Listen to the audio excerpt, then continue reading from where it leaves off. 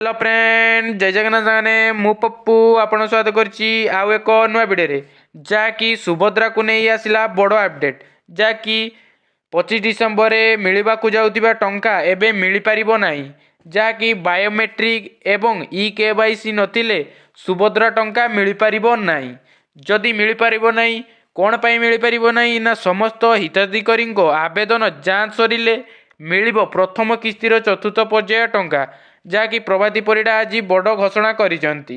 ठीक अच्छे जदि करिसेंती जहाँकि 5.11 लाख हिताधिकारी ई-केवाईसी समस्या रही जदि सही समस्या रही ताने सही समस्या जनसेवा केन्द्र रे पूरण हेबो। जनसेवा केन्द्र को जाई शीघ्र करनियंतु शीघ्र करले आपन को टंका मिल पारिबो जहाँकि यह थिला बिग अपडेट आपण माने जानि पारुथिबे न्यूज एवं यूट्यूब चैनल ले जदि आम यूट्यूब चैनल को सर्वप्रथम नुआ कर गोटे लाइक एवं सब्सक्राइब करदेवे कारण नुआ नुआ अपडेट आम चैनल माध्यम पाइपर।